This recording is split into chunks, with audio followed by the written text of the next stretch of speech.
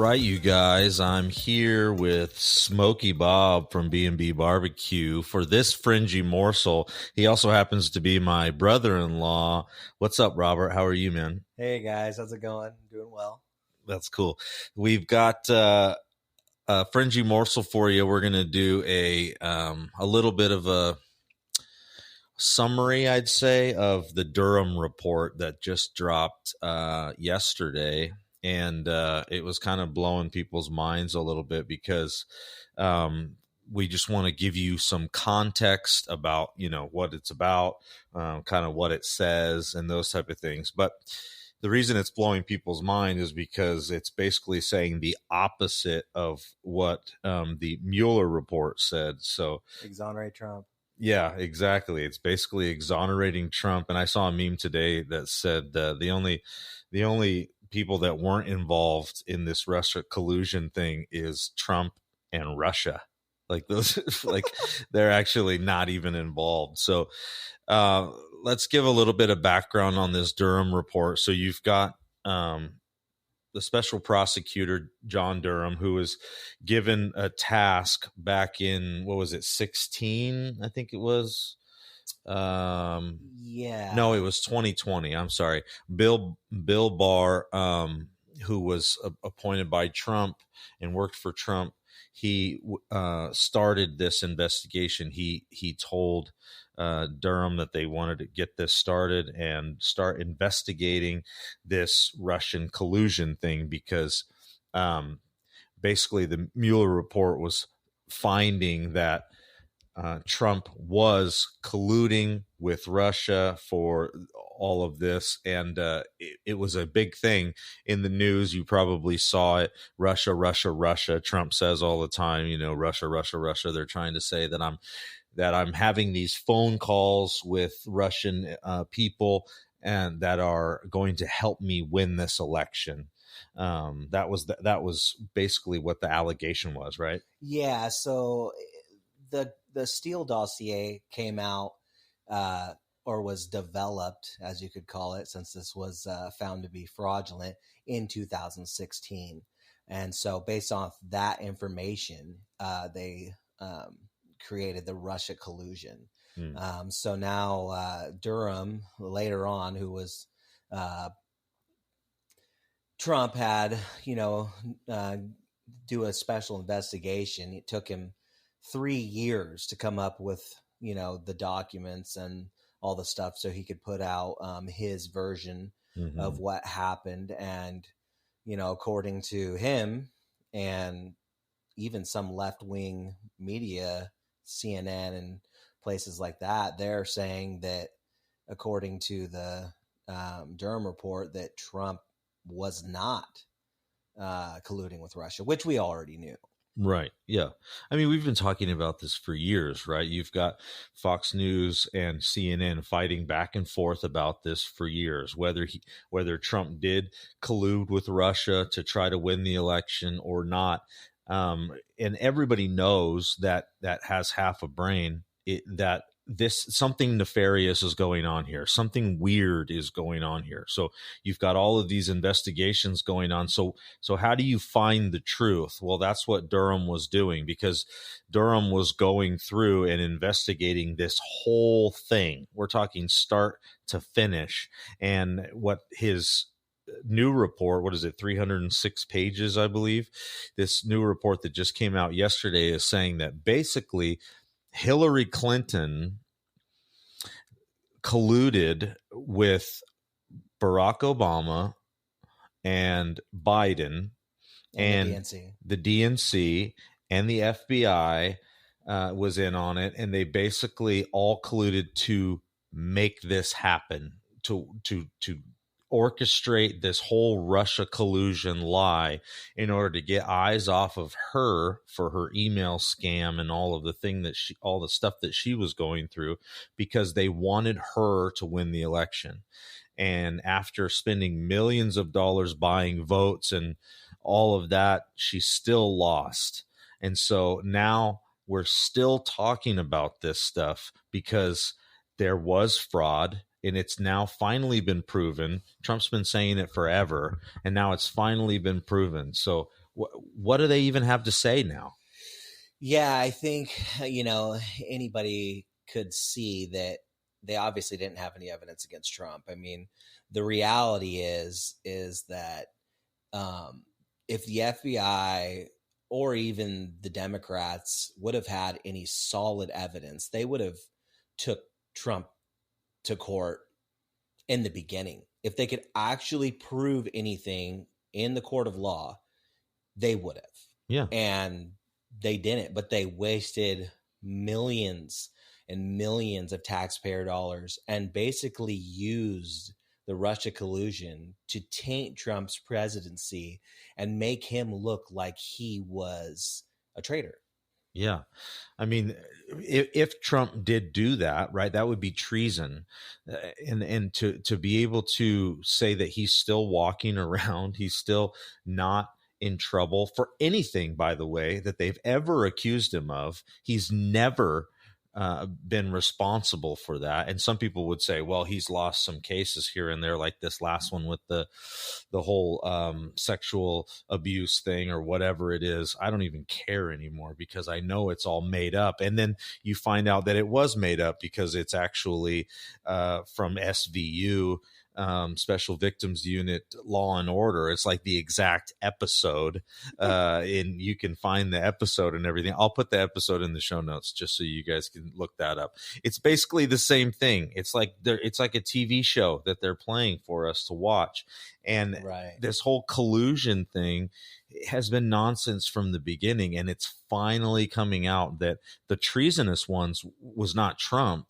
It was Hillary Clinton, Barack Obama, Biden, all of these people that are supposed to be, good Mueller. And presidential, and Mueller, all of these, Christopher Wray, like there's a whole list of people from the FBI that basically just didn't investigate.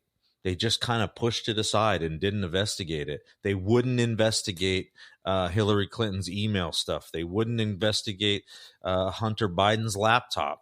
They're just not investigating anything that has anything to do with their agenda, which we talk about a lot on this podcast. They have an agenda, and they don't want to talk about anything other than that. Yeah, I definitely think that, if Trump really was guilty, I'm 100% for him paying the price for that.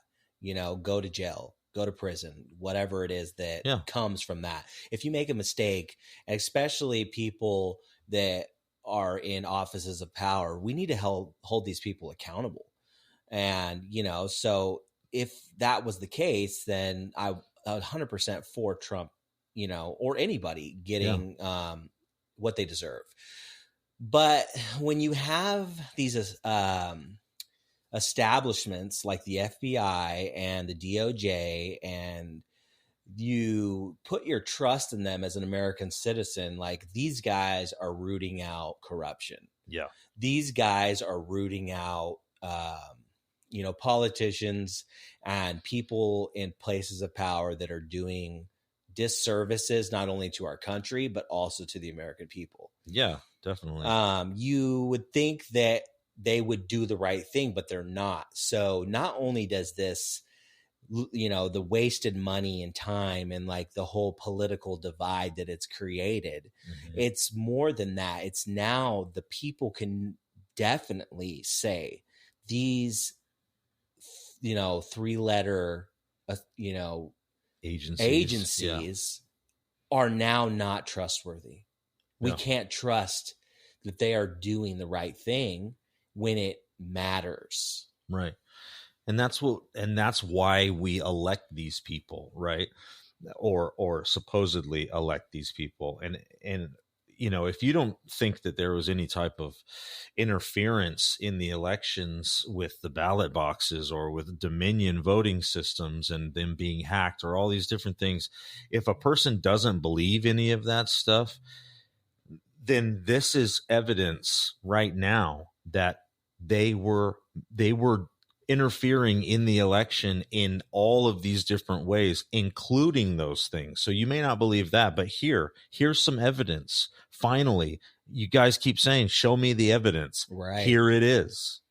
I think they're, you know, we're living in a time where we have what I like to call information overload. Yeah. And most of the time, if you present somebody with facts, they still will believe what they want to believe. Let's say like Dinesh D'Souza came out with that documentary about the ballot boxes and these people basically getting caught using cellular data that they can freely buy. I mean, basically it goes to the highest bidder that you can buy this data, and shows you cell phone pings and where these people have been. And there was the same people at these ballot boxes, 20, 30 times, and all this information about them getting paid to drop ballots. I mean, there's 2,000 Mules is what that documentary is called. If you guys haven't listened to it, you got to check it out, because they go deep and hard into this whole investigation of people stuffing ballot boxes, putting 10, 20, 30 ballots in to these different boxes. And it's crazy. You can see it. It's on video. They're filmed doing it with security cameras. Right. It just all comes back to, what do we do with the information now? Okay, so there was some malfeasance happening, right? Trump, the Durham report exonerates Trump. He wasn't working with Russia. So now what do we do?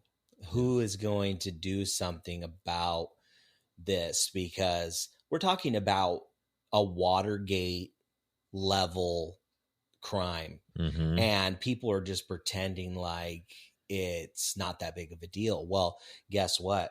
When Watergate happened, it was like the biggest political scandal of our time. Yeah. And then they're not even like talking about, any kind of fallout whatsoever from this thing. And we're supposed to just be like, oh, well, you know what? We paid all this money, and I guess in the end of it all, we're just nowhere. Happen. Yeah, we're just nowhere. You're like, no, we're not nowhere. It's completely exonerating Trump.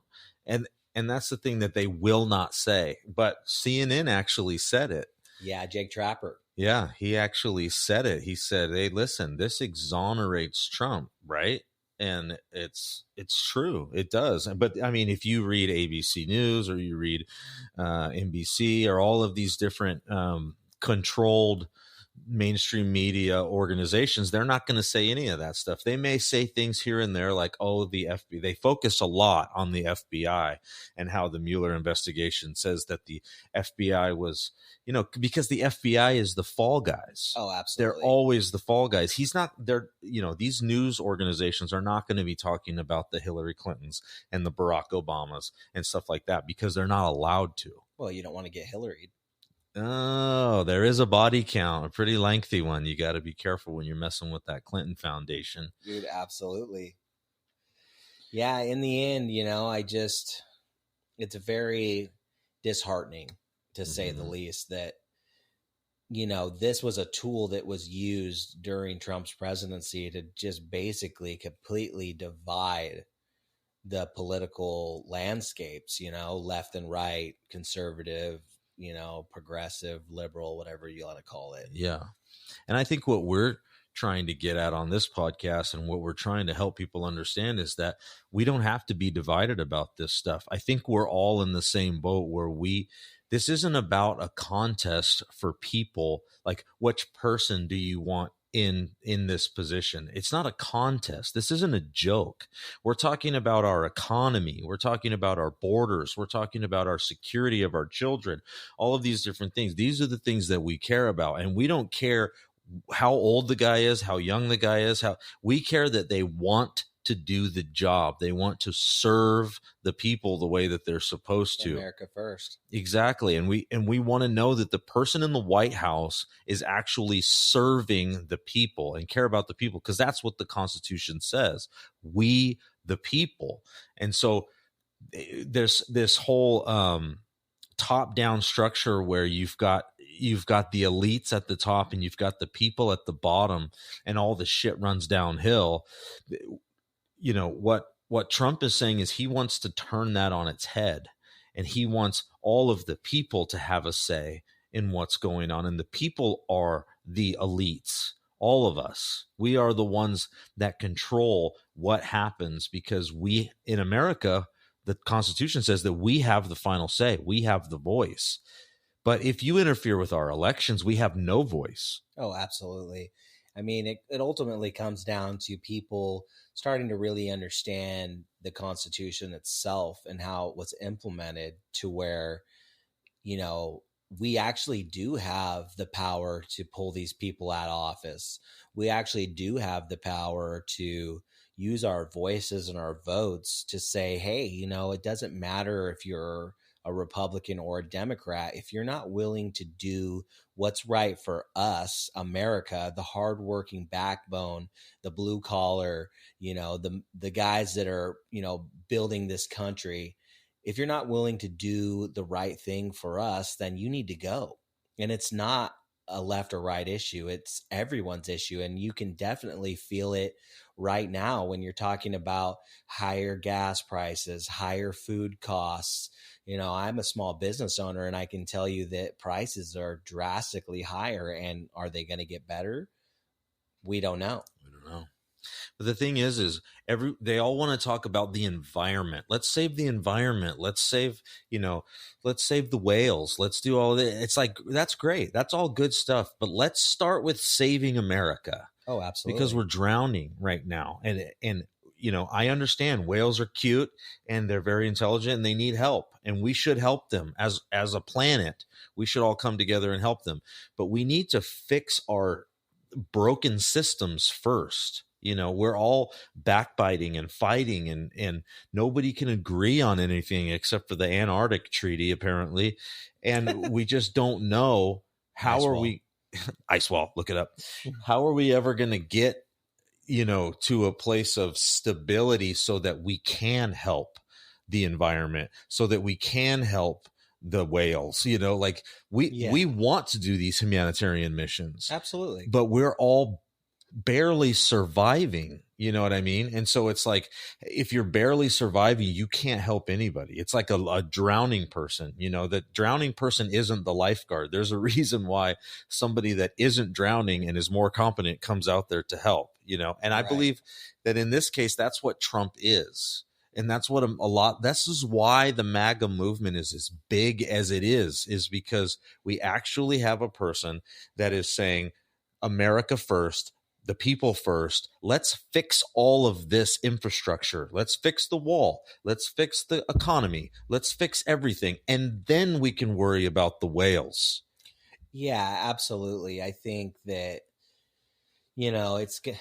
this is a good learning experience for a lot of people, that your vote really does make a difference. And maybe after this election cycle is over, we will get change, regardless if that's Trump or the next guy who's actually going to make the changes we need to see a positive change in our daily lives. Mm-hmm. I was actually watching a video, I think it was yesterday, and it's Robert Kennedy is speaking to the head of the energy department of the United States. Mm-hmm. And the guy is sitting there basically saying, we need $50 trillion to go net zero or carbon zero by 2050, I believe it was.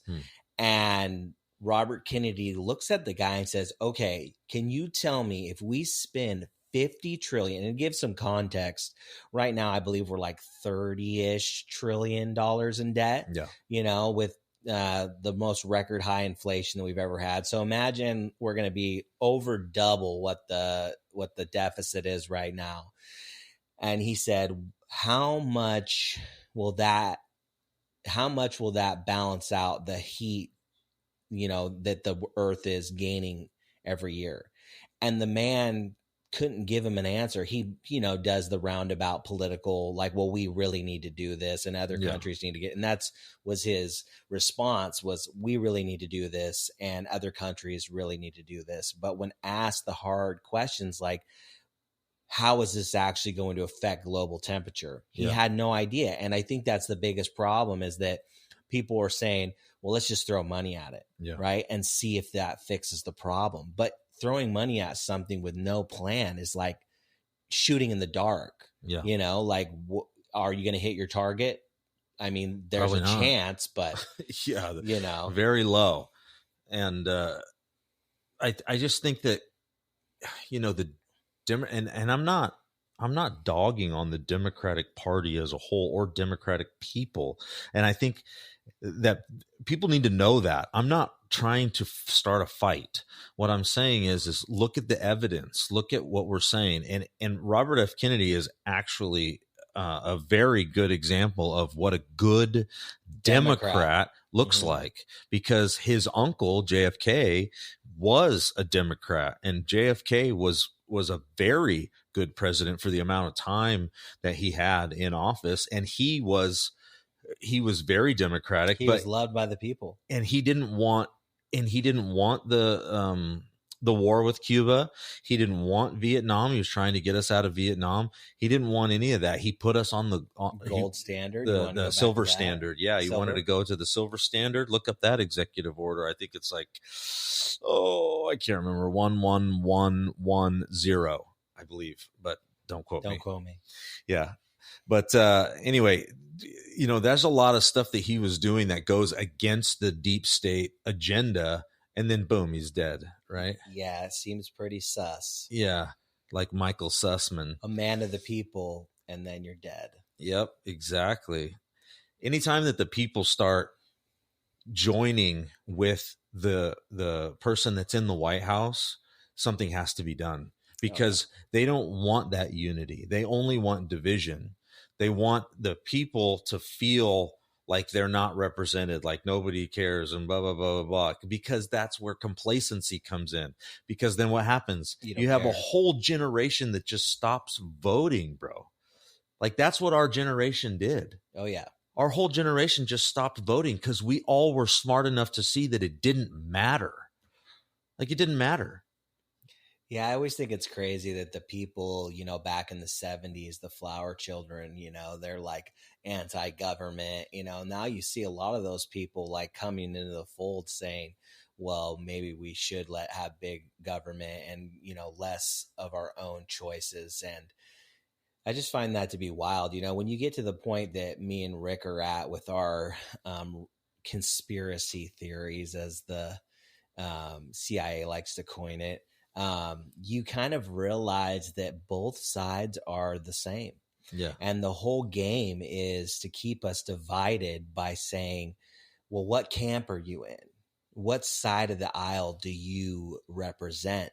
And once you get sucked into that political ideology, it's really hard to backpedal and say, but you guys are all getting money from the same people. Yeah. What have you actually done for the American people? How many years have you been in office? And I don't see lower taxes. The school system is in shambles. The roads are messed up. You know, we don't see anything really solid that's been voted on. Prescription drugs, highest in the world. Yeah. Medical, people are having to sell their homes to be able to pay for procedures. How is that even a thing? You know, we literally produce, you know, the research for all these medications, and the taxpayers pay for them. And then guess what? We sell them to the pharmaceutical companies for nothing. And then they make these drugs that are thousands of times more expensive and cost them to make. And here we are buying into the system. You know, there's just so many things that should be fixed. But again, I'm a Republican. I'm a Democrat. Well, we're better than you. Well, how are you better than them? Yeah, it's like, what's the difference between you guys and the Crips and the Bloods? Absolutely. Like that's the thing, dude. Gang war is gang war. And what happens when you shoot that Tribalism. you shoot that dude's homie, and then he comes over and shoots your homie, and then it's just back and forth and back and forth. Nobody ever wins, dude. And when you're raised in that, nobody ever wins. Nope. You're just stuck forever, because that's where they want you to be. And people need to wake up to the fact that the political system is a gang war. Absolutely. And you guys need to stop playing the game. Yeah, definitely. I mean, the other thing is like, why are laws created that are so complicated to read that I can't understand it? Like, I need an interpreter to tell me why you need money for this wall, and then also you need hundreds of millions of dollars for other things that don't even pertain to the law. Yeah. There's just a lot of nonsense that goes on. Well, it's like this whole Durham report. Like it's 305, 306 pages. Like, are you kidding me? Right. You can't just write me a summary, dude. Give me a freaking book report. They were doing bad things. Yeah. Like, I think the American people just want to know the truth. They don't really care about these dossiers and these, like, most people don't even know what a dossier is. No. Like, what I want to know is, was it Trump or was it Hillary? Correct. That's what I want to know. Just answer the freaking question already. Like, I'm so sick of this political doublespeak and talking in circles, dude. They just talk you in circles until these talking heads on the news. Like, we've been talking about this Russian collusion thing since 2016, bro. Yeah. You basically just start getting frustrated after a while because, you know, everyone's saying something different and they're not straightforward about their answers at all. So yeah, it would be nice if Durham would just come out and just say 100% there was treason, basically, because that's what it is. People, yeah, and this is the list of treason, and these are the people that need to be held accountable, and we're going to leave it up to the American people to vote on what it is that happens to them. Yeah, I agree, and hopefully, I mean, we can hope. Hopefully God will pass judgment and there will be some sort of resolution with some people going to jail, but we can pretty much assume that won't be real. Yeah. We're just going to have to see.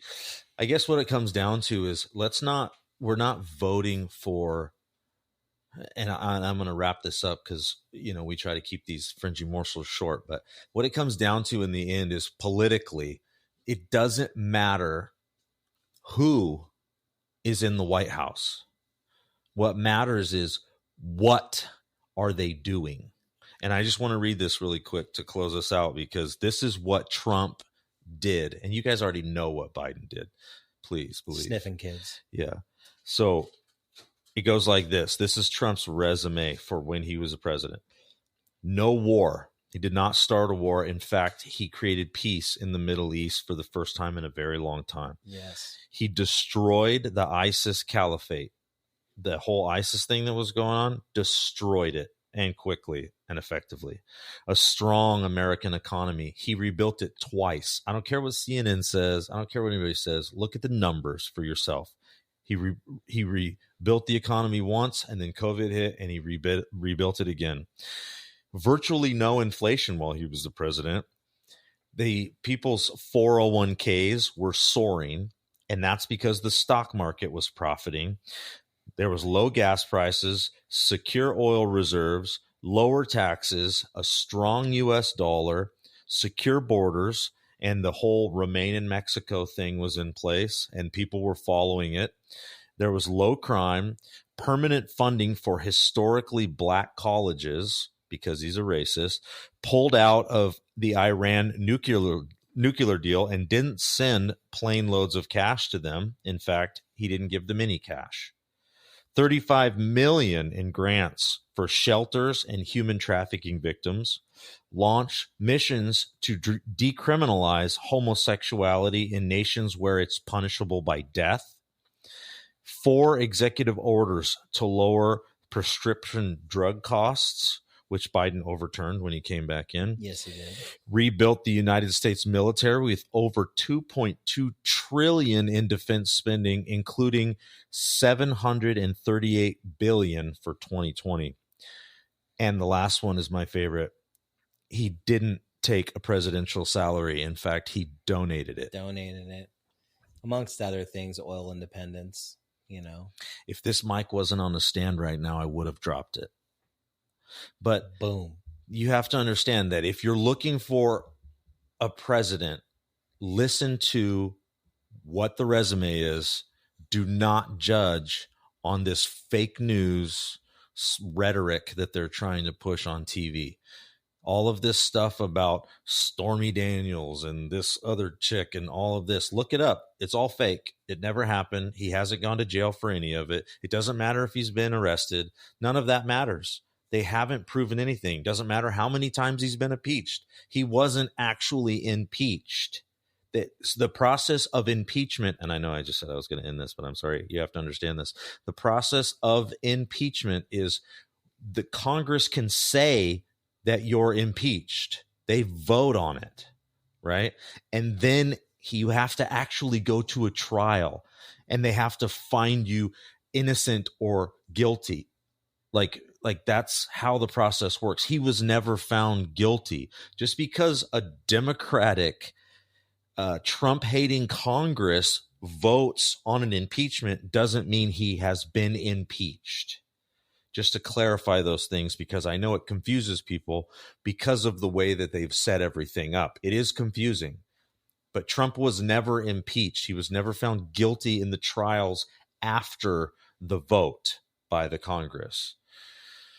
Anyway, hey, Smokey Bob, thanks for coming on and hanging with me today. Yeah, absolutely. Just remember, facts over feelings, people. That's right. Nobody cares if your feelings are hurt. We want to know what are the facts and how can we fix this country and the world for that matter, because we love Jesus and we think Jesus wants to fix the world. So do your part. Continue to listen to our podcast. Continue to share. That would be awesome. This message with as many people as you can. And with that, me and Smokey are out of here. Later, dudes.